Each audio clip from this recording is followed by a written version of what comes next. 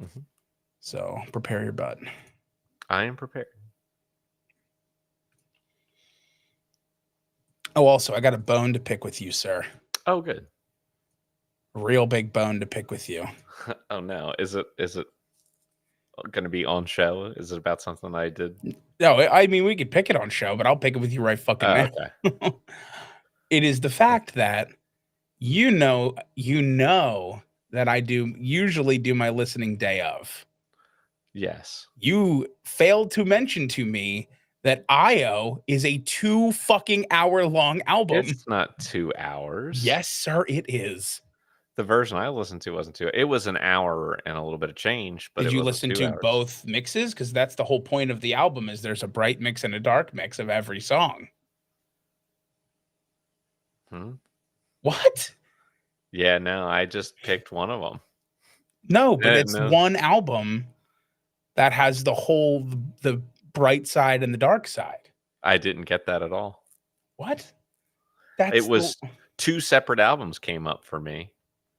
Well, Apple Music is doing it wrong because I think the whole point of it is Yeah, they that were there's the released as bright 2 side mix separate and the dark side they mix. were released as 2 separate albums, so I wasn't aware of them being one thing. Well, I it just is thought it one was like, thing. a remix album because sometimes they'll just have, you know Well, technically it is a remix album, but he did it on purpose. I didn't read about it, I only listened. Wow. Well, you definitely screwed me then. Double screwed me. If I You thought double that it was screwed me. longer than an hour, I would have let you know,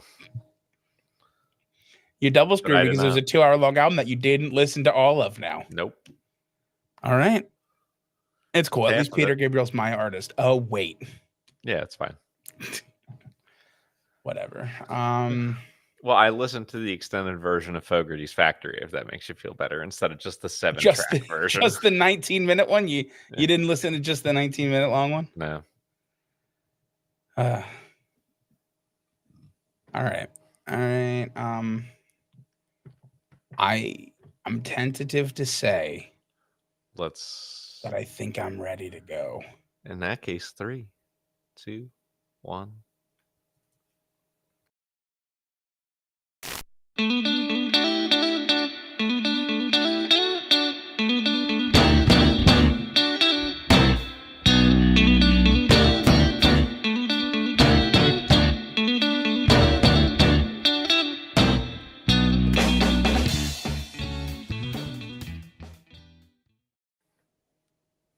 Totem Talks, the podcast Totem Talks.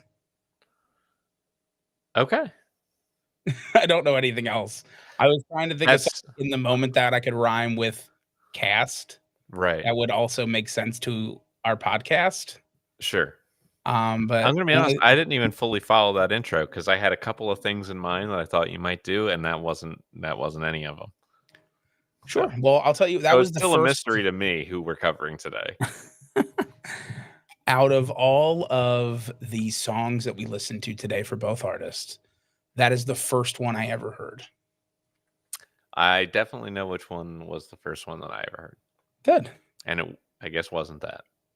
Well, so if you'll remember, before I really got into music as like old school, like classical, like not classical, but classic That's music, yeah. Classic rock stuff. I got most of my music from like film. Okay. And that was in film. That was in the movie Say Anything. It was Which like I've seen. It was the big boombox song. Yeah, I That's know. what, Yeah. So But that's why I knew that song. it wasn't what I was thinking. Well, anyway, whatever. Welcome in, everybody, to another episode of Totem Talks. This is season 7, episode 20, because right. time is flying by.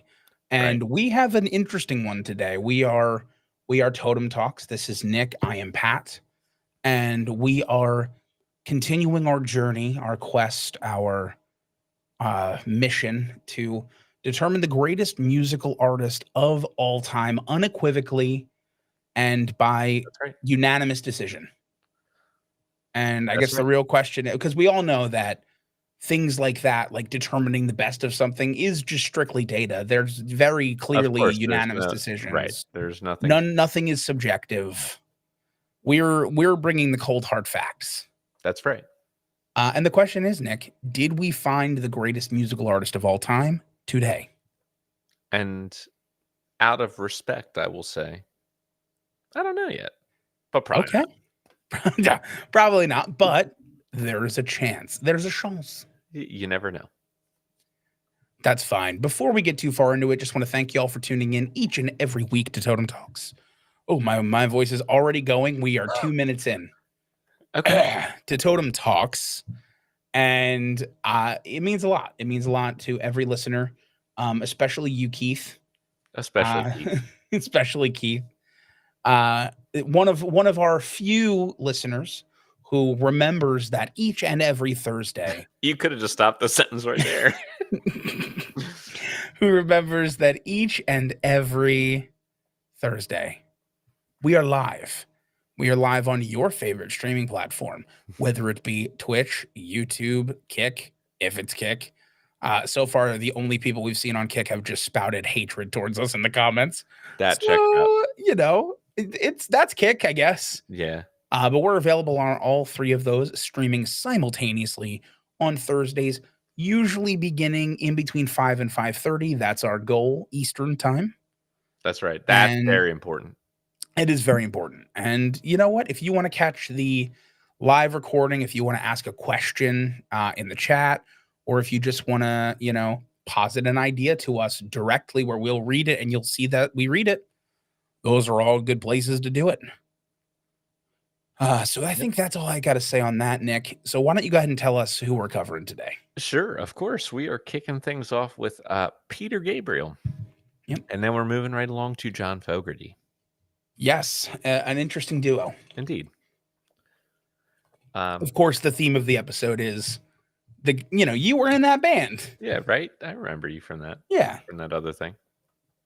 Which is so funny because we're starting with Peter Gabriel, and there's just I always have an opinion on Peter Gabriel. Obviously, we'll Always get have an into opinion on him. Well, we'll get into the actual blurb on Peter Gabriel in a second here. But obviously, Peter Gabriel was from Genesis with Phil Collins. Mm-hmm. And I always thought it was so funny because I think Peter Gabriel and Phil Collins both sound so much like Genesis in their solo work. It's like hard for me to determine which one of them really contributed to Genesis. It's like two halves of a whole thing, but it's all just the same sound. Interesting. It's one of the few acts that really does that for me because usually I think it's the timbre of their voices. It's the timbre of their voices, but also just like the style of music they play in their solo career as well as in their band in Genesis. Sure. It's a very interesting thing. Okay, because I feel like I hear Peter very early in Genesis and Phil late in Genesis, but sure. I mean, which makes sense because that's when the lead vocal duties were. Well, yeah, that's when it switched off for sure. Yeah. But I definitely do think they have a heavy. If the Venn diagram of their sounds were to be put next to each other, it would be almost a circle to me. Interesting. All right, I will not debate you on that. Sure, definitely don't debate me on that. What's the point of this if you're going to debate me? Nothing. There is no argument to be had. But what I'll tell you here, since we're talking about him, Peter Gabriel is an English singer, songwriter, and human rights activist. He was the original lead singer of Genesis, as we talked about, and he's been active from 1965 until the present day. We covered 3 of Peter Gabriel's albums, of course, his solo career, as we mentioned. So we started with Thanks Pete, the eponymous debut, Peter Gabriel, which came out in 1977. We followed that up with So, which came out in 1986, and of course it did. And then we'll close things out with IO, which came out in 2023. And we will have a discussion about IO. We will. I will tell you that. All right. So let's talk about Peter Gabriel 1, because his first 4 albums were all just called Peter Gabriel. This one is colloquially known as Car. And, here's the thing about Peter Gabriel. he's a very creative guy, and that comes across quite a bit in this album.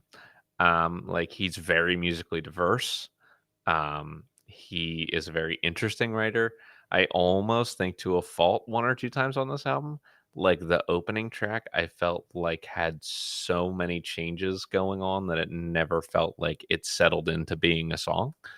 Um, I felt like so it was like, oh, okay, we're moving in a new direction. Oh, okay, we're moving in a new Mhm. direction. Like we never settled into any place. Um, but it was, of course, followed by like one of his most accessible and biggest hits in Salisbury Hill, which is what Salisbury I was Hill. thinking you might be singing to start the show. It Um, was in contention. yeah, I really love the intro for "Excuse Me," which I'm sure you'll talk about, so I won't tell what it was. Um, and I really like the song "Here Comes the Flood." Like, I have no criticisms of this album, but for whatever reason, like Peter Gabriel just doesn't fully 100% click with me the way he probably should. But I think there's a lot that's good here. But I'll probably never listen to it again. Interesting. Okay. Yeah, I mean, I've never really been a Genesis fan either. Like, I love every prog band in existence except for Genesis, and I don't know why. Okay. That's fine. That's totally fair. I'm sure Mason is openly weeping wherever he is in the Yeah, world. that's In the world, like he's yeah, not a half hour from us right yeah. now. He's very closer to me. That's true. That's true. But yeah, so I will talk a little bit about it. I agree with you a lot about the lack of approachability in some of these songs. Sure. Although something that needs to be said, you mentioned the first song for its like kind of all over the place attitude to like Hmm. changing progressions and changing, modes and things like that throughout the song. It might be one of the best names we've had in a long time. Oh, for sure, it's a great name. Moribund the Burgermeister That's right. is one hell of a name. It truly is. It's I'm a fan of it. I am Uh, a fan of the name as well. yeah, a fan of the name. Less of a fan of the song. I get it. Salisbury Hill is the highlight of this album. It's the most approachable, and it showcases a ton of the talent from the whole band, which I'm sure you'll talk about who's in this band, but Well, a sure, whole ton of talent. And Peter Gabriel just, I mean, he's pretty excellent in that realm. yeah. Hmm. Excuse Me with the acapella intro is just gorgeous. I mean, absolutely It's full gorgeous. barbershop, you know? Full barbershop acapella. It's just I will eat that shit for breakfast every day. It is wonderful.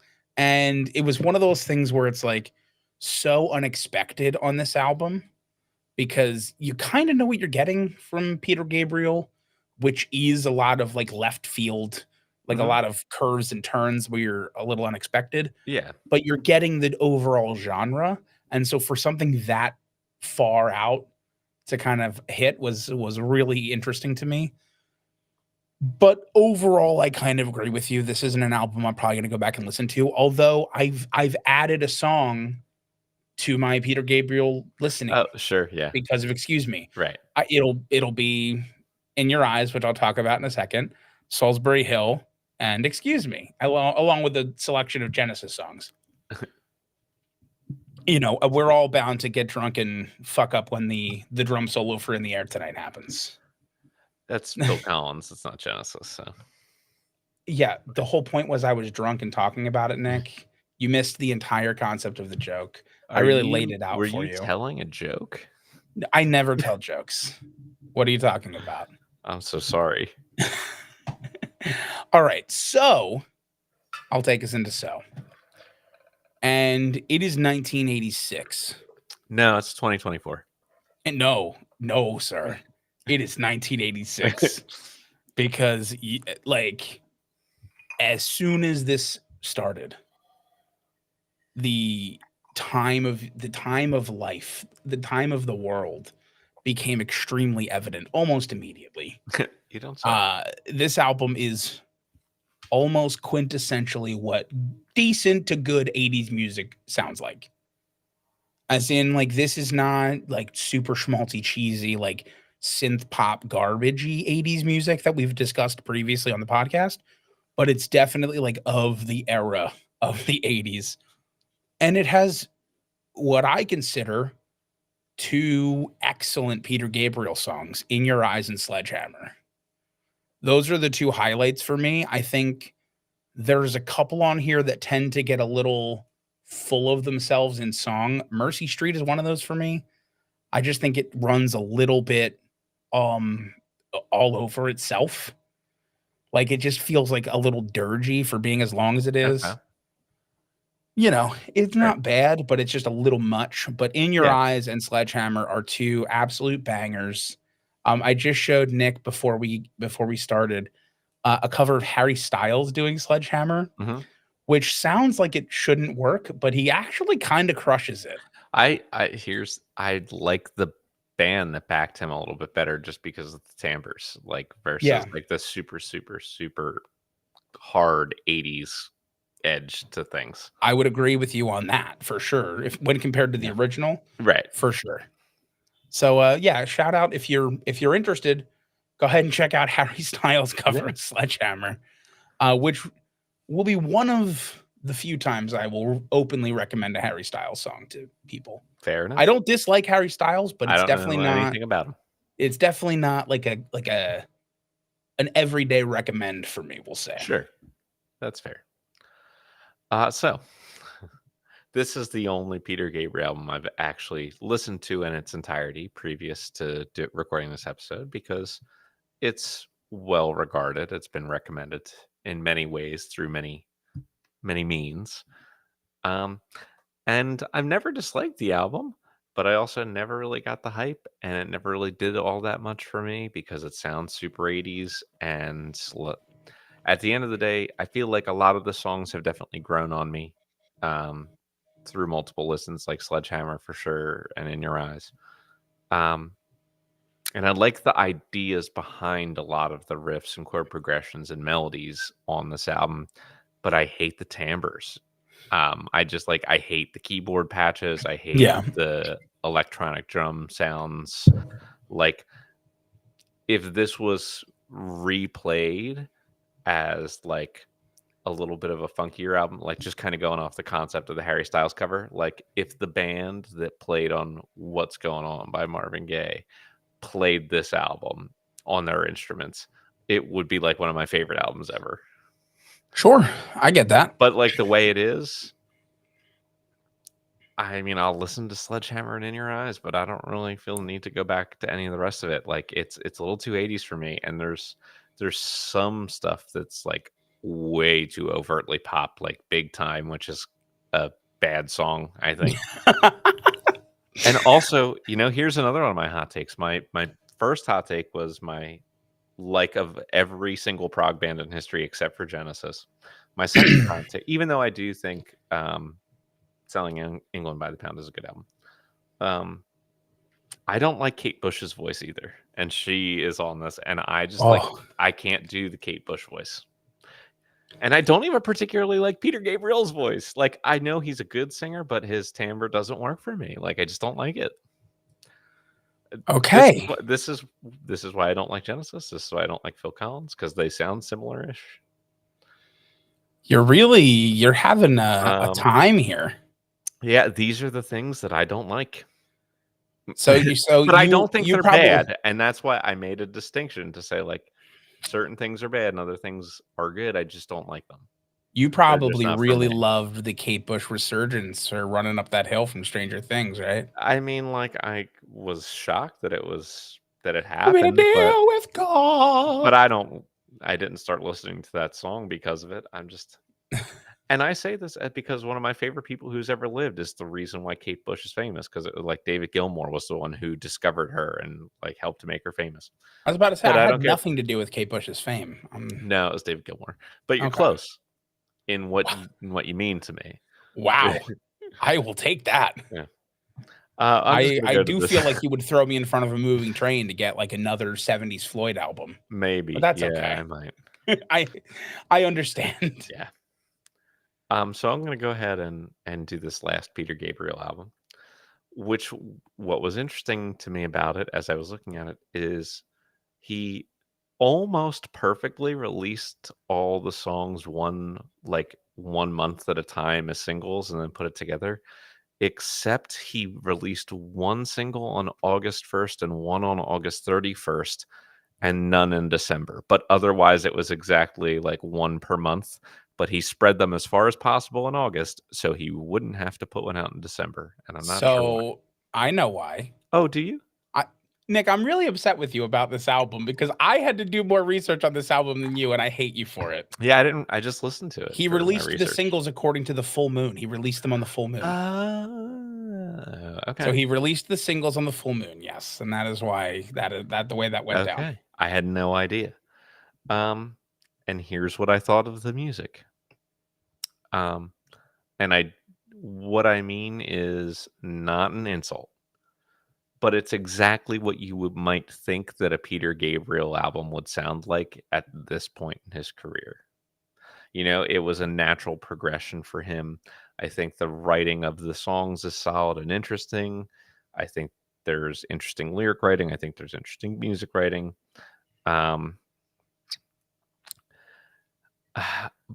but there's something about his music that just doesn't sit right with me. Like I go through these albums and I'm like he's checking all the boxes. Like I know he's very talented. I like him as a person. And I can hear what's good about these songs.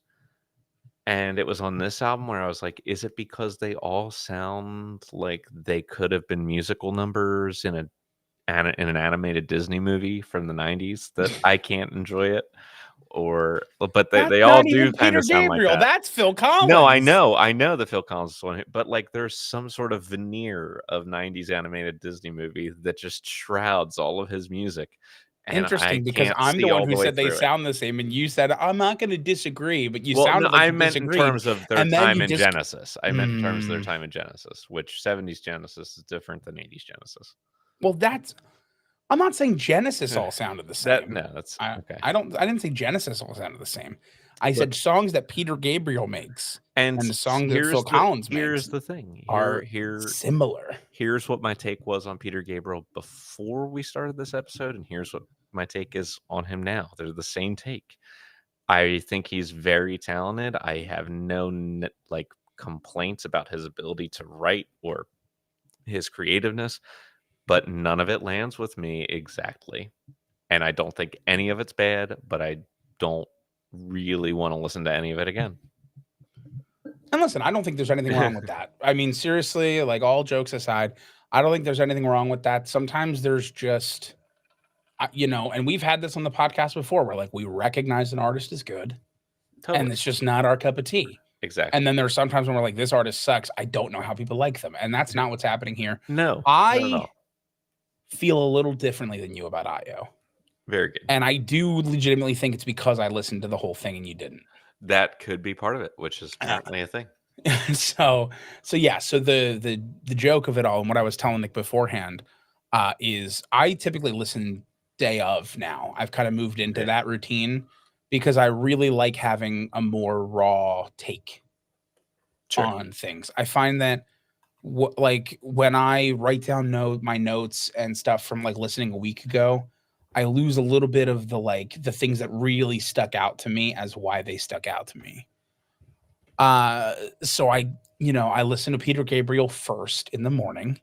I listen to, I listen to Car, I listen to So, and then I get to IO and I'm like, I always scroll down to look at like kind of budgeting my day. And I'm like, this is a 2-hour long album. Nick, you son of a bitch. What did you do to me? You didn't warn me that this was 2 hours. Didn't know. Come to find out on, I guess, Apple Music, not a sponsor, where you listen to it. It's broken up into 2 albums. Yeah, I And mean, when I look at the Wikipedia track listing real quick, it says it's 12 songs and 68 minutes, and that's what it is. And that's what I listen to. right. So what they did, and I really like what they did. It's really interesting to me. They have the same tracks, the same 12 tracks. They mixed it 2 different ways. They really mixed it 3 different ways. I did not listen to the third way. That seems like too much. Yeah, so they have the bright side mix, and appropriate to its name, everything's mixed a little brighter. The sounds are a little more shimmery, a little more like happy sounding. And then it's the same exact song, same exact lyrics mixed in a dark side mix where everything just sounds a little more ominous and turned in on itself a little bit, and you can really hear the difference. And for me, like, this is such a cool experiment in sound mixing and how it affects songs that I almost look at it in a completely different way than just listening to it as an album for music.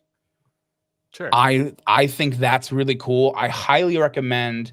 I'm not going to tell everybody to go listen to a 2.5 hour long album because I don't think you need to do that. But I do think it would be really cool if you just picked one song from IO and listened to both mixes, the bright Sure. mix and the Yeah. dark mix. And I think anybody, untrained ear, trained ear, whatever, would have a cool time hearing how one song can have almost a completely different meaning Mhm. when the mixing is different. Mixing is Sure. one of the most important things in music and one of the most underrated at the same Yeah, time. that's totally fair. And so I really thought that was cool. Now, in terms of the actual album, I also don't gel super musically with all of Peter Gabriel's stuff. I'll be honest with you. Uh, Nothing really stuck out to me in terms of like one song was like, this is the song from this album. Although I will say Peter Gabriel still sounds great. Sure. And he still has a lot more of that upper range than you would expect. And I just want to, give the man his flowers for that Fair enough. because that is tough to do in your 70s Yeah, to be extremely. to still sound, older, but Yeah. with no vocal degradation and clearly takes good care of his instrument. So Yeah. I agree. kudos to that. All in all, I enjoyed the listen. Probably won't go back and listen again, although I might listen to one song from Bright and Dark Side just to kind of pick one Yeah. to be the one I tell people to listen to at some point. Because I Okay. do think I will recommend that as Okay. an That's fair. experiment. That's fair. Alrighty then. Well, I guess it's time for me to talk about Peter Gabriel, and a lot of my notes are very intermingled with each other, so I'm going to try to do this in a way that makes sense. Sure. And I'm going to start with the low light of his career then. Okay. Um, and this was something I struggled to find, and so it's going to have to do with his most recent album, I.O. Because it took over 20 years to complete, and like he had started working on some of this stuff as soon as the 1990s. And in a 2005 interview with Rolling Stone, he had claimed he had over 150 songs in various states of completion that he was, considering for the album. Um, and then he had to take a break from music for several years, as his wife was in ill health. And so I guess just a bunch of different things going on in his personal life stopped him from putting out this album that he had intended to put out originally within about 18 months of the previous album. So Yeah, that kind of sucks. It is the it longest sucks. gap between his albums, Yeah. 21 years, right? Yeah, it's pretty significant for him. Yeah. Um, so then we'll go into his highlight. We'll bring things back up, and I wasn't sure. I mean, you could maybe make the argument that it was so in the height of his popularity and the amount of sales that he was getting, or the Sledgehammer video, which we'll talk about a little bit more coming up. It could be the fact that he was inducted into the Rock and Roll Hall of Fame two different times as a member of Genesis and on his own. Two-time Rock and Roll Hall of Famers are few and far between.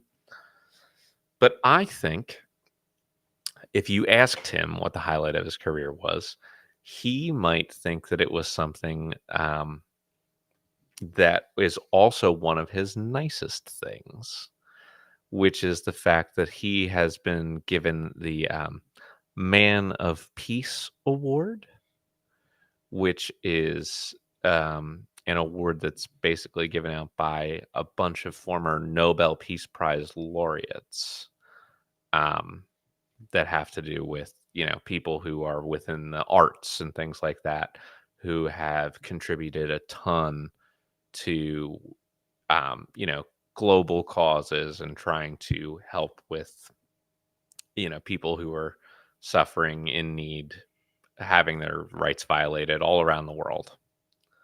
So I think that is an awesome and amazing award. Not very many people have ever even had it in history.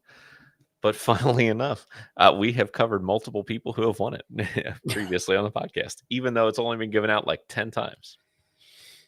So let Okay. me also give you a 6 degrees of Totem Talks from that. Nice. Because the other winners of that award include. I wrote this down somewhere. That's not it. They're rare. There's only 10 of They're them, right? rare. You Yeah, said there's roughly only 10. like ever. Okay, here it is. Cat Stevens has won it. Bono has won it. And someone who we didn't cover on the podcast, but we covered his ex-wife on the podcast. Madonna used to be married to a guy named Sean Penn, who has also won it. And then What a amongst list. the few other people who have won it, someone who I just want to shout out, because as I was looking at this tiny list, I just, kind of Wikipedia rabbit holed a few of the people who are on it. Don Cheadle. Don Cheadle is an amazing dude. Like, Nice. he is such a wonderful guy, which you gotta love. So Absolutely. It's always nice to see people kind of live up to their mantle. exactly. So that took us in a few different directions. That was what I thought was the highlight of his career, but it was also one of the nicest things. He did in 1980 release a song that was an anti-apartheid anthem. He's been involved in so many different human rights benefits concerts that I don't even know where to begin with all the charity work that he's done. He is one of the financiers of a group called the Elders, Okay. which was brought together the in 2007 by Nelson Mandela to basically get together a bunch of highly respected people who would fight for peace and human rights all around the world to look out and use the funding to try to fund causes and bring attention to things all around the world that were to try to help improve the lives of different people. So like Peter Gabriel is, we've covered a lot of philanthropists, but he is near the highest levels of dedicating his life to human service of any of the artists that we could have covered. Yeah. I mean, seriously, just anybody who's interested in it, go take a look at his Wikipedia page has, It's wild. yeah, all of he has a whole section just for activism for humanitarian causes. You can look at his political views. They also skew towards humanitarianism. Yeah. In other words, Like, I wonder what he's not. yeah, well, he's British. Remember that. That's true. He is British.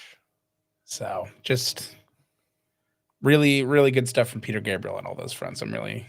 You're absolutely right. Yeah. So let's see. That's mean and nice. That's low light. That's highlight. That's a couple of 6 degrees. I do have a few more 6 degrees. One is the very first album that we covered, The Car. The car that he was sitting in belonged to one of our favorite people in the history of the show, Storm Thorgerson. Hey, Yes. I immediately I thought you know were you were being worried. sarcastic. No. We love Storm Thorgerson. We love Storm Thorgerson. Great album designer. And something that I didn't necessarily love, the Kate Bush duet. He was originally looking to do that duet with someone else who was unable to get there and do the recording. So Kate Bush was brought in, but it was originally meant for Dolly Parton. Whoa. Mm-hmm. Yeah, Would have been a very different song. It would have been very interesting. I'm curious to hear that version. Let's call her up. Let's call Dolly up. and say, Yeah. Dolly, we need you to do What are you this. doing? What All are right. you doing? Not much. So for unique, again, I have two things. One is the Sledgehammer video. I alluded to it earlier. Yeah. It is the most played music video on MTV of all time. Okay. That makes it unique because no other That's video has ever been the most played of all time. yeah, Uh, that's pretty good company, and probably going to be forever since MTV doesn't do right. that Do music anymore. video. Yeah. I don't even know what the M stands for. I don't know. Mutton. They're just Mutton. real big Yes, lots of into mutton. mutton now. Okay, this last thing I haven't had a ton of time to research this, and so I'm Oh, gonna have to, like, find out more about where this went. It would take me in a different direction, and I just didn't quite have time for it today, but okay. Like, Peter Gabriel's been involved in, like, a handful of other things in technology and stuff like that, but in 2001, he was also involved in an experiment at Georgia State University's Language Research Center, which was a keyboard jam session or multiple sessions with bonobos from the Democratic Republic of the Congo. okay. And it was like part of Gabriel's want to try to like bring attention to the intelligence of primates and like trying to communicate with primates through music. Um, and then there was also something called ApeNet, which he did, which was an attempt to link great apes through the internet. What? And I don't really know if he was like just given laptops to orangutans or installing home computers for chimpanzees. What? I the man really wants to give computers to apes. Has he not seen Planet of the Apes? Maybe We he don't is want what to do that. maybe he is the catalyst in the universe of those films. It's Peter Gabriel's fault. We don't want apes We to just don't want them. we want them. They're Yeah, cool. They're they're awesome. really cool. We like them. They're a beneficial part of the world. They're We excellent. definitely don't want them to match human intelligence. Like they're Maybe already it's for the close best. enough. They're smarter Maybe than it's for some the best. humans. A lot of them. But we definitely don't need like silverback gorillas to also be like verbally communicative and fully smart and also able to bench like 1,000 pounds. Oh yeah. Like, Oh, no, no, no, no, no. well, that's what's interesting about Peter Gabriel, though. He wants those apes on the internet, man. That is It's fascinating. bizarre. A fun little other 6 degrees that I thought you were going to mention is Oh, like sorry. most of his band from the first album Oh, was from like King King Crimson. Crimson. Yeah. I noticed that. I saw Yes. Robert Fripp and I was like, I know Robert that Fripp and guy. Tony Levin, who Yeah, maybe hadn't even joined King Crimson by the time he was playing on Gabriel's first album, but I don't know. would be in King Crimson. But it's pretty cool because I was just looking at the other names as we were talking here.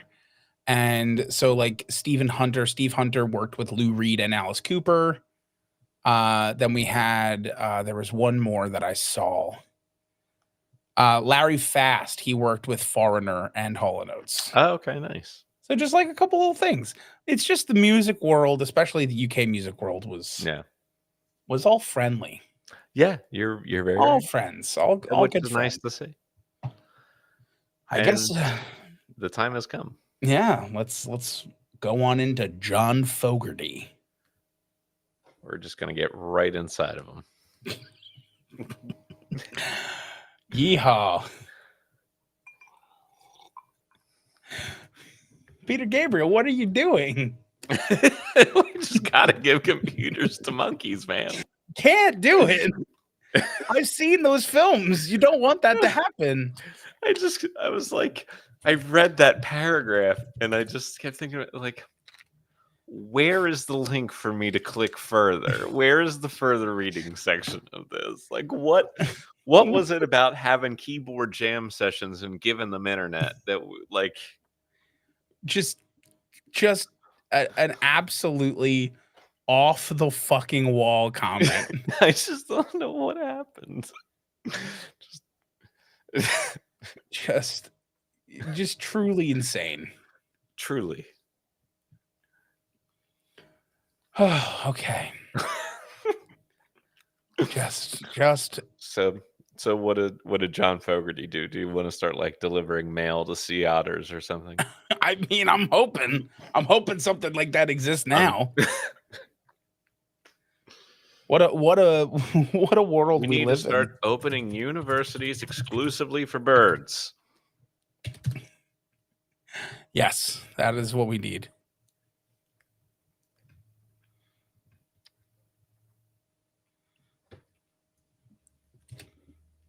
There just aren't enough turtle libraries out there, you know? Turtles need to read books. Look at Avatar, the lion turtle. We need lion turtles to teach our people how to bend the elements.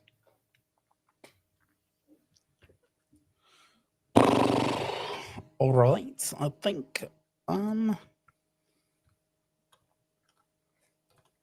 I'm probably just ready to go, aren't I? Let's call it like I see it. All right, 3, 2, 1. John Fogerty is an American singer, songwriter, and guitarist. He was, of course, the founder of Creedence Clearwater Revival, and he's been active from 1959 until the present day. We covered 3 albums, uh, almost an eponymous album. We didn't get to the Almost. eponymous album, but there was some consternation here because we started with the Blue Ridge Rangers, which came out in 1973. Now, technically, that is credited to a band, the Blue Ridge Rangers. John Fogerty is the only member of that band. It is widely considered his first solo album. Right. It is. He just didn't want to put it out as a solo album, but it's a solo album. So we didn't get to 1975's John Fogerty, his eponymous debut, but it exists, and I'm telling you, it exists. Right. We followed it up with 1985's Centerfield, and then we wrapped it up with 2020's Fogerty's Factory. And I will start with the Blue Ridge Rangers. And the Blue Ridge Rangers falls into something that happens sometimes, right? Where Wikipedia will tell you the genres and it will lie to you. Because this album claims to be country rock, is the first genre on this list. And I will tell you that you're a liar because this is a bluegrass country album. I would agree. This is full like folky roots rock with a little bit of gospel salted in on top. There is no rock involved. Yeah, it's very country. It is very country, and that's coming from the founder of CCR, and it's way more country than CCR is. For sure. Yes. All of that to say, it's good. Like it does that genre really well. It's just tiptoeing around the styles of country that I most enjoy, Yeah. with like the Americana roots rock of it And all bluegrass. and bluegrass. And it's like just dancing around them but not quite hitting them. So this isn't an album where I'm like, it's excellent. It does all the things I want, but I hear that it's trying to do all the things that I want. Mm-hmm. And I will give it credit for that. Sure.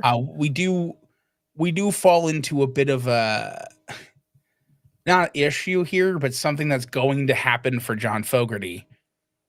Unfortunately, it seems like he expended 99% of his writing in CCR and just he wrote most of the songs for CCR. And then when it came to his solo career, just went, I'm just going to sing stuff. I'm just going to do covers and play stuff. Yeah. Because these are all covers. Yes. Good covers, but covers.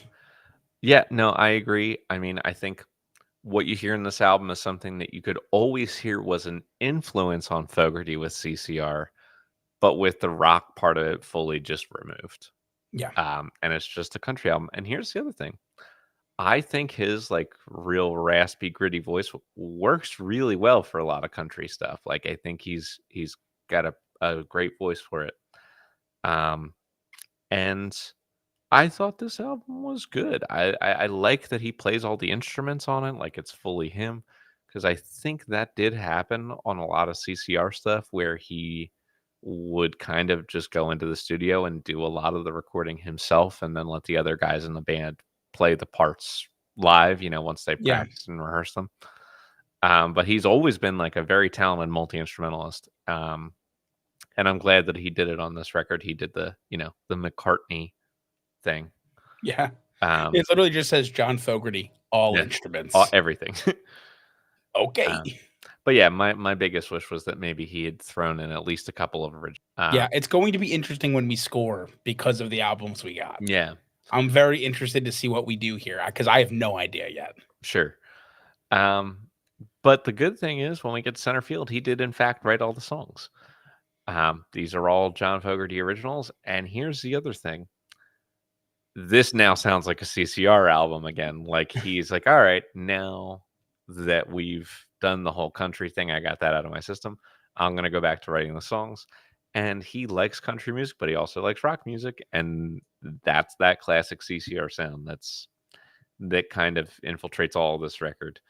The song I saw it on TV was kind of a cool little walk through like all the things that John Fogerty finds nostalgic.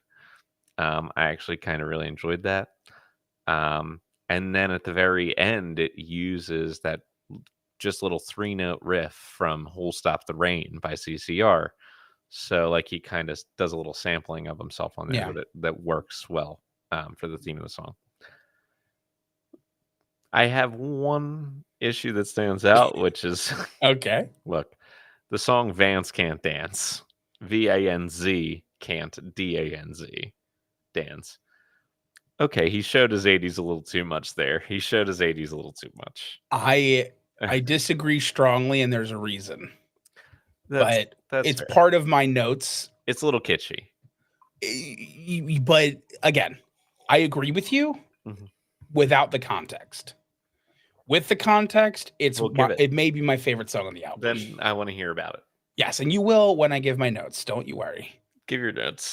Just do it. No, Do I'm it. not skipping. I'm not skipping ahead, Nick. You'll have to wait. You'll have to wait your turn. Mhm. But what I'll say is, this album is all originals and is kind of a really triumphant thing, which again I'll discuss later. But it does sound similar to CCR. It's a good thing. Yeah, I I think we mean, all like CCR here. and I think really importantly, you get a real sense of John Fogerty's just powerful vocal on this album. Sure, yeah. Like the song Mr. Greed, he is wailing up in that high range. And I do think a lot of people kind of sleep on John Fogerty as a vocalist Sure. because I think he's like calmer timbre in his voice. Like when he's not really wailing, it's good. He's a good singer Yeah. there. But when he really gets going and unleashes, it's so pure, even with that like signature Mhm. Fogerty rasp in it. It's still Yeah. so clear and pure up there. And that is so hard to do. Trust me, as somebody It who has is. had to sing CCR songs in a cover band, it is not easy to I agree. replicate in any way. And it's painful at times Mhm. to really try to do it. So kudos to him for, managing to do it as consistently as he has. And also Center Field's on this album, obviously the Yes, title it is. track. And That was also a contender for what I thought you might open the show with singing. if Pod I me in cast. I'm ready to pod a cast. true, honestly, it was one of the ones that was also in contention. Center Field is just one of those songs where because it's called Center Field, you hear it in baseball things all the time. Of Like people course. just play it in baseball movies. You hear it at baseball, like when they're like showing their like graphics about players and stuff. Like that'll be one of them, or like a young up and coming minor leaguer joins the major leagues, and You'll I hear mean, that yeah, song a lot if you listen to baseball or watch baseball or listen to it. or listen to it or just read baseball. I guess I don't Yeah, know. sure. Whatever you do, however you baseball. I don't watch. I just read the books afterwards. I print the See how box score every and yeah, read it play by play, pitch by pitch. exactly. That's how I enjoy my sport. Okay, let's calm down It's the about only it. way. But no, a really good album, really strong all the way through. And then we'll go into Fogerty's Factory, which is interesting. So Fogerty's Factory is John Fogerty and like his actual family Hmm. just re-recording a bunch of songs, a bunch of his songs, a bunch of songs in general.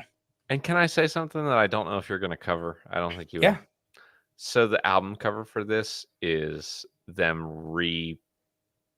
redoing the shot for the cover of Cosmo's Factory. Yeah. Like, were there even any songs on this that were actually on Cosmo's Factory? Like, I don't even think there were. I don't even think they did any Cosmo's Factory tunes. I don't know. I don't think so, Yeah, but I could be wrong, but I was like, "Oh, they that was an interesting choice to then not cover any of those songs." yeah.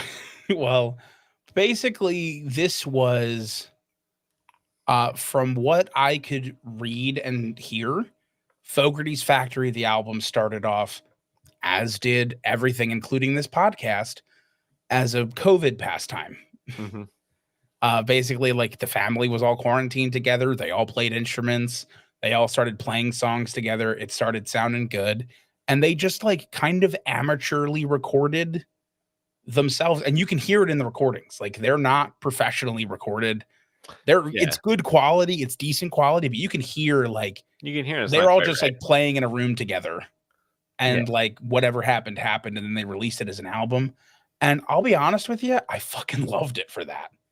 Okay. I loved the feeling of it. Like, were there some mistakes because of the live takes? A little bit. It was a little bit imperfect. You could definitely hear Fogerty's age in his voice, although Yeah, still but not only sounds incredible, still has the high range I would say, like, he aged about as well as you could hope for at for 70 sure. something when He would have been 74. 74, yeah. I mean, he's hitting all the notes and he's not like shying away. Like some of the song he sings Fortunate Son in this, Mhm. Bad Moon Rising, Have You Ever Seen the Rain? Like some of the higher songs. Like Yeah. I'm really impressed with the way he sounds, his playing, and I think the whole album has like just a really like homey feeling. Like I like the fact that it's him and his family. I like that it's if I'm gonna get a cover album from like an artist in like the twilight of their career, you can't do much better to me than like me and all of my family wanting to play these songs together as like a celebration during a dark time. Okay. So like the emotions of it, A plus for me. Okay. So are you done then? I'm done then. Okay, so here's what I thought of this record. Um, it's got a lot of big CCR and John it's basically a greatest hits of CCR and John Fogerty's solo career. Yep. But here's the fun thing about each one of these songs. They're way worse than the original recording. For sure. I do agree with you on that. Sure. I've And that yeah, and the most interesting part to me by far was when John would talk in between the songs. There would be like 30 seconds of him talking about what was going on in the world at the time. yeah. And I thought that was super interesting and I wanted to know what he had to say. But like it's just him and a guitar 90% of what you hear is John Fogerty singing and playing guitar. And 10% is like occasionally on some of the songs, I guess his other family members were playing something, but it was like either so far from the mics or so badly done that it had to be mixed down that you could barely hear anything else ever at any point. So it was basically John, who still has guitar chops and still has, Yeah. vocals that held up as well as anyone could have hoped, doing just like one electric guitar and one vocalist cuts of his greatest hits. And it's like, okay, that sounds a lot worse than when the full band played them. Like, I would like to hear the drums and bass, please. And that's how I felt about this whole experience. And then he would talk, and I'd be like, "Oh, okay, this is more fun to get a little context and listen to what he has to say about what's going on." And then the songs would start, and I'm like, "Oh, I wish I was listening to any other version of this song with a band." And that's how I felt about it. Well, um, I just think you're a robot who doesn't have any That's emotions. possible. I Thank you. mean, it's just the mix was bad. There was like you couldn't even tell. Like I guess I could tell that the idea was that his family was playing on it with him, but they must all either be terrible or sit like 30 feet away from the mic at any given time because you could barely hear anything else happening. So I mean, the songs are on YouTube, like the recordings. Hmm. I believe it's it might even be the recordings they used for the album Okay, could be. are on When you YouTube. hear it on the album, it was just guitar and vocals, and like Yeah, that was it. it was definitely like John Fogerty centric, but I heard a Mhm. little more than just that on my listen. Yeah, no, I mean, like depending on the song, there was a little bit Yeah, more than that, but like barely, and it would be mixed so far down. listen. If you want to listen to any of the songs that are on this album, just listen to the songs. Obviously, the originals are the way to go. Yes. I'm not going to argue with you on that. I'm not going to disagree with you, but I think I I would really have like watched this. it as a live stream, Sure. but I I don't just have any really interest in like listening to it as an this album. album because I like moments like this because we lived through it. Sure. A lot of people lived through it. So it was a really tough time A for lot of people people. didn't. Well, yeah, that's true. But a lot, like, we all went through 2020 together. And I like things like that where it's like John and his family in a time that a lot of other people were just like hunkering down and, you know, being scared, made something together and like came together and like Sure. because of something awful, something cool happened for them. Yeah, And I like that. I'm an emotional person, so like I like the emotion behind it. of course. So I enjoyed it for that. And as a robot, I found no value in it. And it's one of those things that I would download directly onto an ape computer. Oh, good. Absolutely. Absolutely. That's what we Send need. that over to the bonobos. All right. So here's the thing. In my notes, I also have a couple overlaps. Oh. I have two uniques. And I'm so glad I do because one, it's not as bad as ape computers, but I thought it was really cool Ugh, and this is kind of CCR, but I think, if and when we cover CCR, there'll be which I'm more sure we unique will. things. Uh, right upon gaining his discharge papers from the Army in 1967, so he was Mhm. a member of the Army Reserve, and he immediately ran out to the lawn and started doing cartwheels. Then, as soon as he went home, he started strumming his guitar, and the first thing he came out and played on the guitar when he got home from the Army Reserve was "Left a Good Job in the City," Hmm. which became "Proud Mary." Okay. So I thought that was really cool and, like, unique. Like, he literally left the Army Reserve, which he hated, and the first thing he did was start a song about it that became one of his most famous hits with Sure. CCR. That's very I cool. thought that was cool. And then the other unique fact is, John Fogerty often proclaims that he prefers the world of children over that of adults, at least when it comes to television, and he claims to have memorized every episode of SpongeBob SquarePants. Yeah. Yeah. So That's impressive. There that's was a time impressive. when I nearly had done that around circa 2001. There were less seasons then, Nick. There were a lot less seasons. Because right now, if you're telling me John Fogerty has actually memorized every episode of SpongeBob SquarePants, he must have forgotten every CCR song. There can't be enough brain for You that. can only have one. Okay, so the highlight and low light kind of mixed together here, which sounds weird, but it's true. Okay. So the center field is the highlight. It was the resurgence of his career. His first two albums, which one of which we covered and one of which we did not, were not really financially Okay. successful. and then there was a huge hiatus in between. And there was a reason for the hiatus, which is the low light. And it was a real gut wrenching battle with the label, Mm, who were of just course. owned all. They basically the contract that he had signed, they owned everything he put out, and he wanted it back. It was Fantasy Records, Mhm. and so he went on this long hiatus as he kind of fought them. And that was the main reason the first album was all covers, Okay.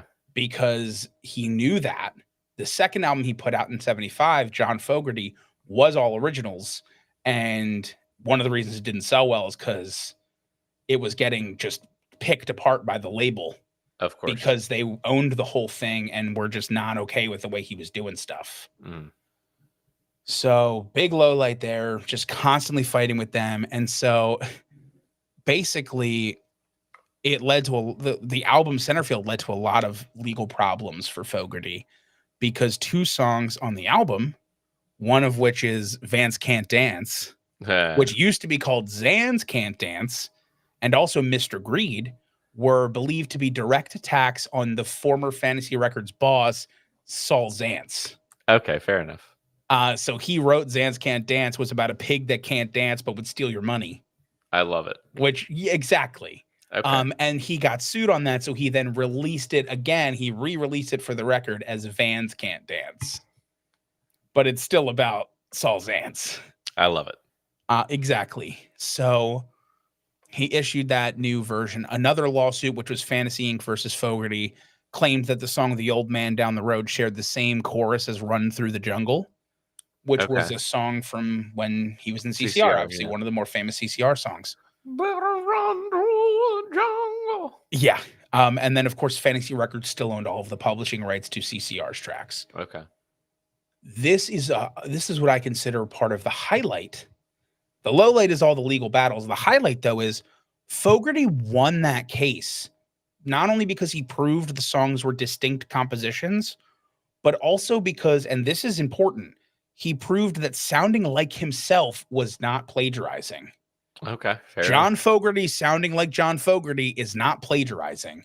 And that is something that has It's an been important used. precedent. It's an important precedent in terms of artists being able to create music on other labels, Yeah.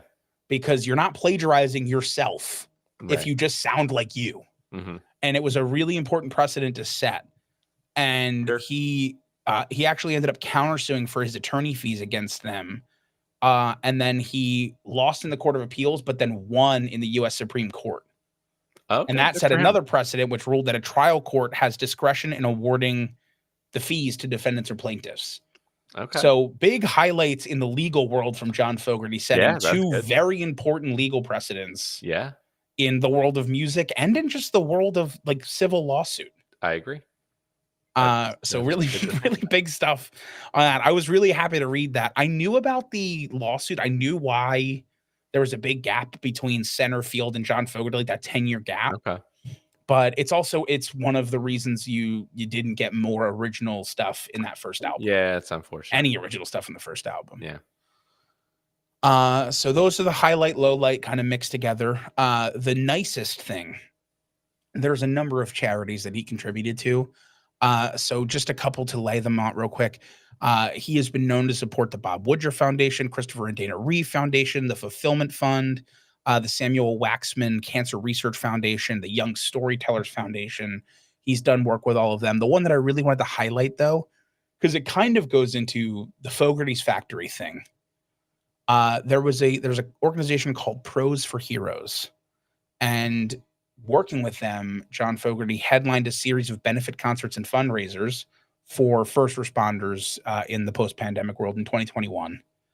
So he worked with a lot of them, and he did a lot of concerts in Florida, which, had arguably laxer restrictions at the time, which worked to raise more money for first responders because more people were able to show up and, Sure. and raise money for first responders. So kudos for that. And then the 6 Degrees, there was a couple I could have pulled here. I'm sure. I mean, he's worked with a bunch of people. The one that I wanted to highlight though was actually John Fogerty, because he's the kind of guy that doesn't give a ton of interviews. Okay. He's a little more reserved. Yeah. But in one of the interviews that he talked about the greatest performer and the greatest performance he'd ever seen. And he said about Pete Seeger. Oh, He interesting. said he'd be talking, telling a story. That skinny body his rock, and his head would go back, and out would come Michael row the boat ashore. Fogerty wrote this in his memoir, and he said you were in that boat with Pete. He'd then get everyone in the audience to sing along in 3 parts. It's like, damn, how did we all just do that for an hour? So he really looked up to and respected Pete Seeger, which I thought That's was cool. Yeah. a cool little 6 degrees there. I We can see obviously covered Pete Seeger. the lines that Oh, for sure. connect them for sure in the way that they write songs. Yeah. So I just thought it was a really cool little tidbit there. And then the other fun fact about John Fogerty, which I don't think I mean, you hear CCR and you hear John Fogerty's solo career. This man is from Berkeley, California. Yep. He Yep. is He he's a is from California. Californian who grew up in El Cerrito, California, but That's still right. California, and not like Southern California, which still isn't the South, like San No, it's Francisco, not. like Bay Area, California is where John Fogerty's from. Yep. You So I wouldn't. find it so interesting that he has really carved such a niche for himself. And he's come out and said in interviews and in his memoir, Fortunate Son, like he didn't care like a rat's ass about fame or girls or any of that stuff or money. He literally just fell in love with this style of music, listening to it as a kid, and just desperately wanted to add to it as an adult. I love it. And like that's so cool. Like it wasn't a culture thing for him. It wasn't where he grew up. It was he just listened to it, fell in love with it, and then dedicated his entire life to making more of it. I love it. So that's what I Worked got. Yeah, it certainly did. out. All right. So let's talk about cultural impact. These guys are famous people. Yeah, These are both famous they're people. both famous people. We'll do Peter Gabriel first. I'll give his little blurb here, so to Sure. speak. Obviously, he is one of the very few two-time Rock and Roll Hall of Famers. He has won 3 Brit Awards, 6 Grammys, 13 MTV VMAs, an Ivor Novello Lifetime Achievement Award, the Man of Peace Award, like I mentioned, from the Nobel Peace Prize laureates, and has also given computers to monkeys. So a 10 for the monkeys. Yeah, no. I mean, look, his albums were definitely also popular at the time they came out. He does have a handful of enduring hits. He was also famous for being a founding member of another band that was very popular. He has a lot going for him for the name Peter Gabriel to be well known.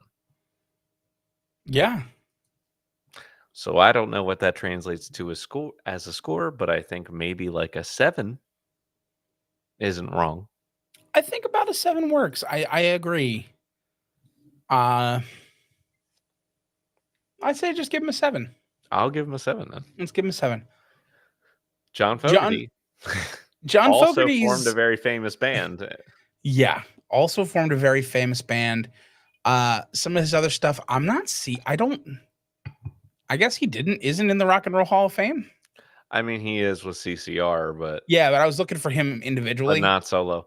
I guess because he didn't have a career resurgence until later on, and he was kind of that one album that had the hits, and that was it.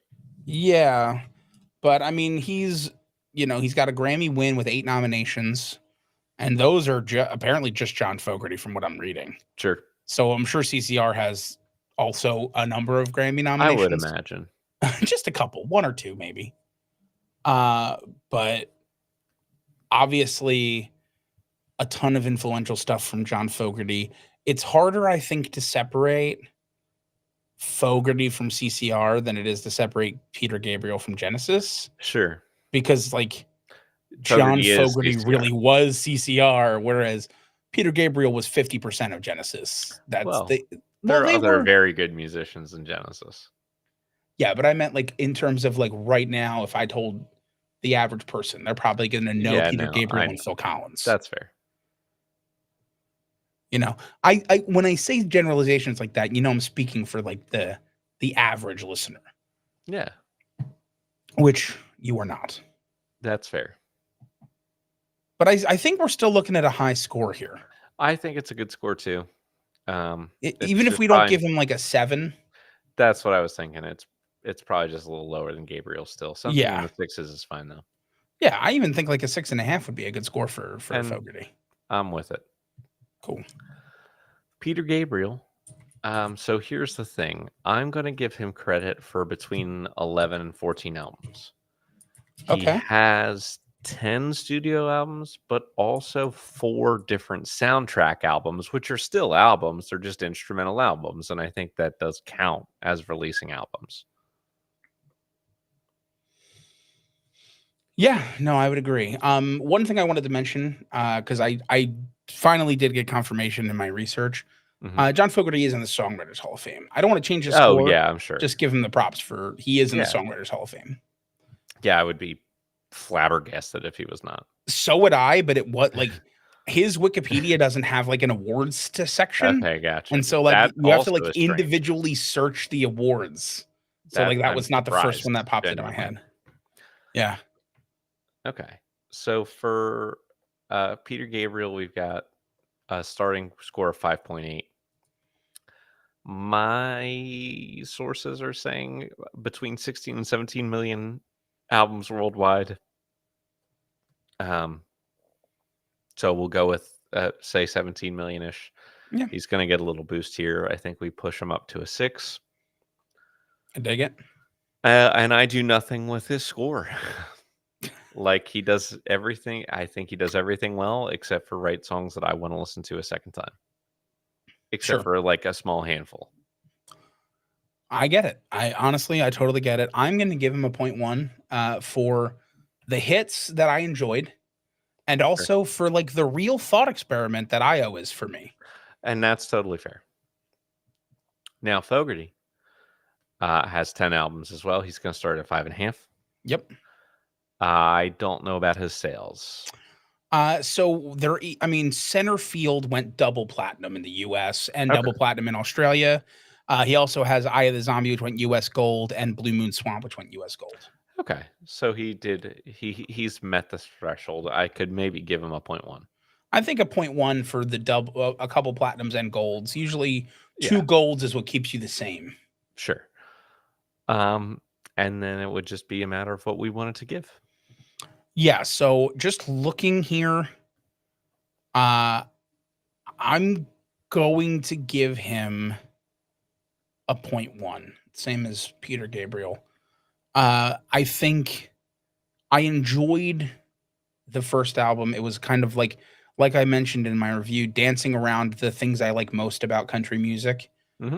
Centerfield is just a straight up good album, and I like the emotion behind Fogerty's Factory. So Fair enough. I'm point 1. also going to give him a point 1, even though I thought the third album was rough. That's fair. And then we move on to instrumental talent. And I think we have some similarities here in the sense that we have people who are objectively talented singers and also multi instrumentalists. Um, Yeah, very, very good at what they do. Um, I like in Fogerty's camp at least.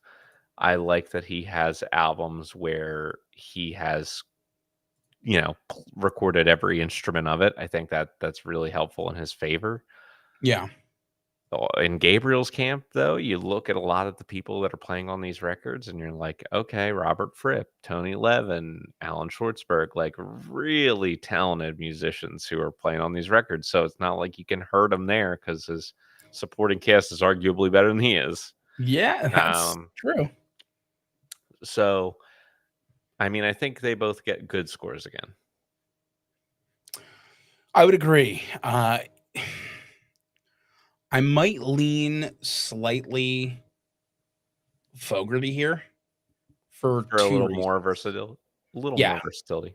more versatility is a big one, and more like personal showcasing of his talents with that, like especially with that first album. And 2, he's just a better singer. I agree with that. Like, he's just a better I singer. agree Like, with that. it's most of music is subjective and vocals are the Mhm. same.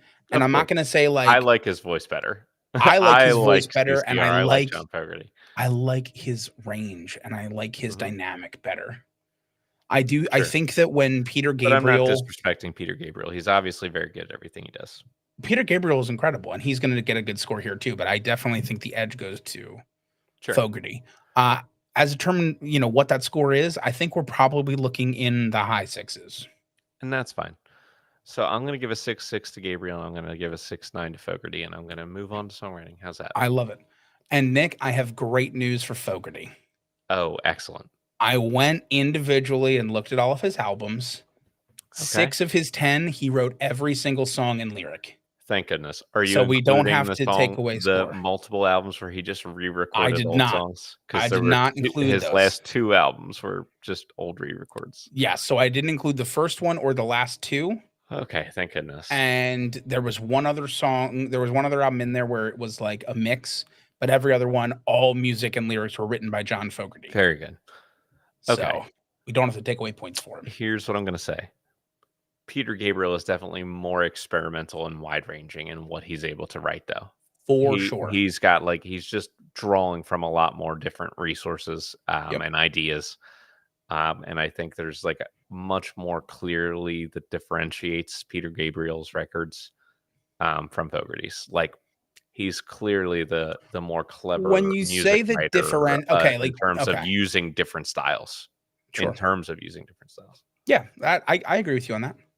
And I think that's a big part of what we talk about here is a lot of your songwriting is your ability to excel in a lot of different ways with different instrumentations and different styles of music. And I think it's just one that like Fogerty is about as good of a southern rock and roll type songwriter as you're gonna get. Yeah, But his songs are very like they're there's similar. not They're a yeah, similar they're for very sure. similar to each other. So I I think agree. again that we're talking about good scores for both of them. They're both good songwriters, but Gabriel just brings more to the table. He's gonna get the edge this time. I don't disagree with you. I was just very happy we didn't have to take away any points for a lack of writing Yeah, from right, somebody which was we a concern. knew is a very strong He's a very songwriter. good songwriter. Oh, absolutely. So, I'm sure what are he's you on one of those thinking? lists. Yeah, probably. Yeah, and I'm not really all that far away from where we were on Instrumental Talent. I think we're above average, like a solid bit above average for both of these guys. They're both all-time rock songwriters. They'll always be remembered as songwriters, Hall of Fame, all that stuff. But I'm So, are we just just gonna like flipping their scores here and I moving might on? just flip their scores. Yeah, I think Okay. that's fine. And then we get to poetic talent, and I think that Gabriel definitely showed me some moments here. There were like a few things that I noticed in a positive way, and I didn't notice as much because a lot of we heard a lot of covers from Fogerty and re-records. We only heard one album of originals, and that didn't feel as biting as a lot of the CCR lyrics could at times. But Yeah, then getting a little which getting a sucks little because bit we're of background comparing on him the to Vamp him. Can't Dance was nice. Yeah. But, like, I didn't hear a Fortunate Son I didn't hear, like, a crusade against the powers that be, like, really powerful lyrics or something like that, from his stuff that I knew that he was capable of. Yeah, and that I agree with you, although it was definitely just a more personal battle, and Mhm. that's the difference. Like center field was a personal battle against his former label Right. that he finally tried to extricate himself from, and then legally did in the course of that album. So it hits maybe a little less of the global phenomenon of it, and it just hits a more like Fogerty centric personal note against individual people who wronged him. But I kind of think that's pretty badass. Yeah, sure. Like, I mean, I'm agreeing with you that we definitely got a little bit more from Gabriel in the overall Mhm. from this, but I don't think it's quite as far off. I mean, the two cover Sure, albums that's that we fine. listened to did take away from like what maybe could be a really high score. But again, I don't want to take away points because he did write 6 Right. full albums of lyrics Right, for his and solo career. then there's nothing wrong with leaving points. Yeah. Um, where are you landing? I don't know if I'm as high as I was in the last 2 scorers, but I'm I'm not. definitely above average still. Yeah, I'm above average as well too. I'm probably for Fogarty, I'd be looking in like the high fives. So How like a about 5.7-ish. okay, you got it, and then how about we go a little bit higher for Gabriel, 5'9"? I love it. Okay, I think and that's then great. X Factor, and I think there's stuff to be said for both of these guys. I mean, I've pretty much said it all already for Gabriel. I think two-time Rock and Roll Hall of Famer, there you can probably count on your phalanges. How many people have done that? Yeah. It's gotta be worth something. I think that his involvement in so many is like it's not just like he plays concerts here and there, but like he is heavily involved in these charities and organizations to the point where he has gotten something that, like I said, only 10 to 15 other people, whether they were actors, musicians, or any other type of artists, have gotten in history with the Man of Yeah. Peace Award. Um, I think that's like just a little bit more. That's a little special. I think he also had like in the 90s some CD technology or like video games on CD. I don't know a ton about it, but he was also like working on that type of technology and became important in terms of there was something called Eve, I wanna say. I don't know anything about technology. It was No, called you the Eve don't. CD-ROM. It was Okay. an adventure video game on that was made for computers in, like, the mid-90s, like, right at the Yeah. start of, like, those CD-ROM type video games, so he was involved in the technology for that stuff, which I think is interesting. Yeah, so what number are you thinking? Oh, I don't know, 1 something? How about a Maybe 1.5? 2? Yeah, okay, 1.5 is fine. And then Uh, Fogerty. Fogarty, I do think he gets some. I mean, the big part for me is what I mentioned in his highlights, like setting those 2 Yeah, the legal really high precedents are profile important. legal precedents, I agree. one of which in his own, in his own music world of like when you leave your label and they own all your original work, like you can't get sued for sounding like yourself Yeah, if you write that's songs important. of similarity. Like that's a big precedent. And then allowing a trial jury to award legal fees with discretion to like I think that was another big precedent. I think those were long I drawn agree. out legal battles and I think those That maybe aren't matters. maybe aren't the flashiest, but I think those are extremely important. I Yeah, think they're that's worth at worth least solid point.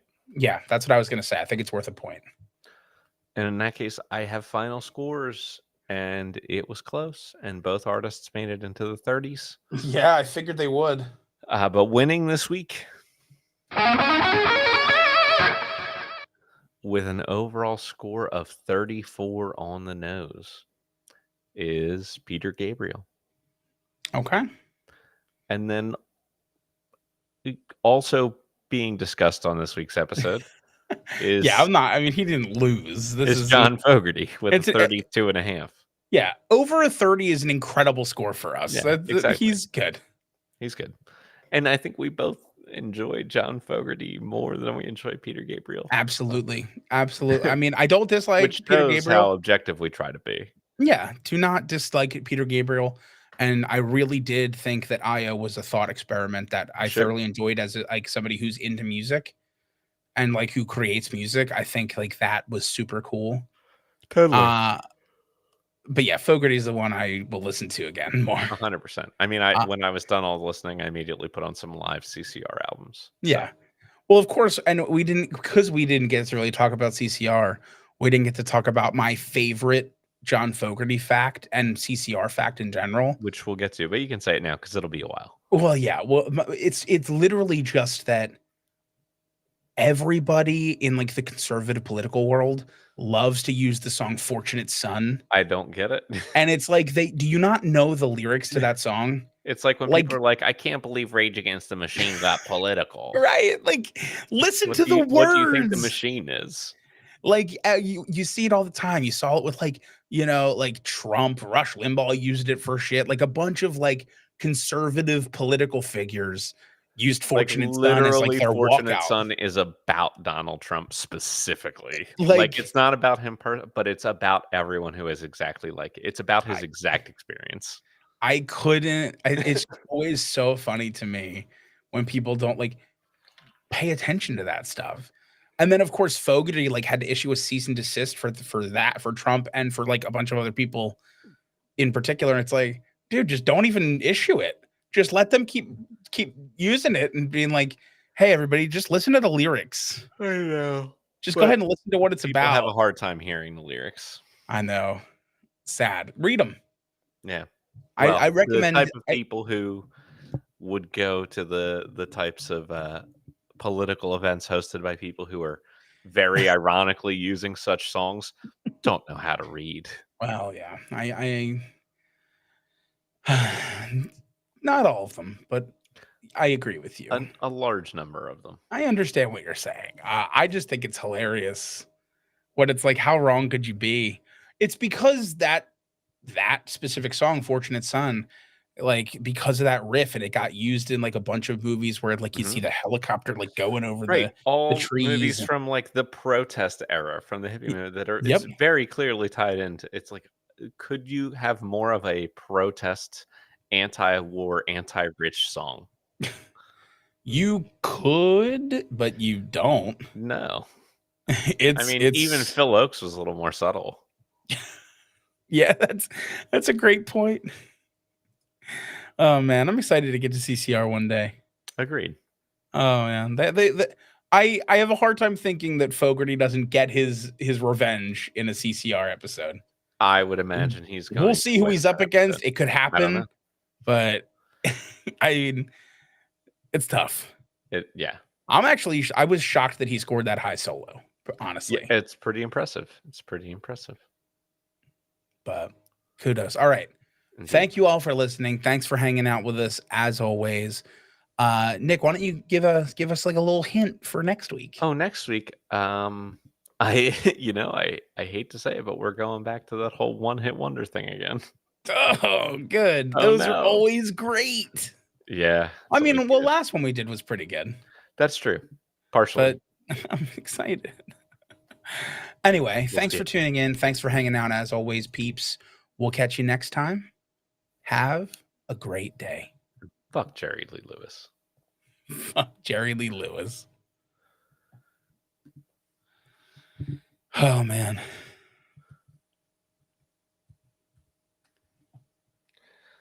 Yeah, it's gonna be a long time before we hit CCR. Oh, I'm sure.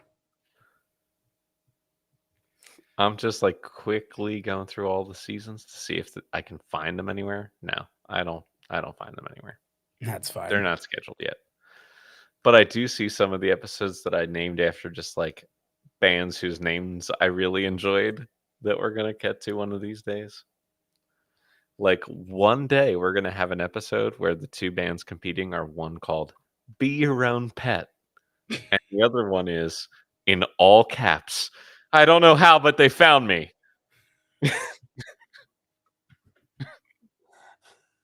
And this is the kind of thing that makes me excited. You too, Thank you, Keith. Keith, as always, buddy. Thanks for I hanging don't out, know how, man. but they found me. Jesus Christ, dude. Oh my Yeah. gosh. Yeah, there's some weird band names out there, There are. We and almost added to them with Sonny Jim and the Sox. I love that name. Still, I think if we ever do like an every song's a different genre type album, a la Turtles Present the Battle of the Bands, we should make One, one of the I do bands legitimately think we just Honey should do Jim and the that. Sox. And we already have names because Sonny Jim and the Sox is definitely one. Leftover Patio and List. the Daddios is Yep. definitely one.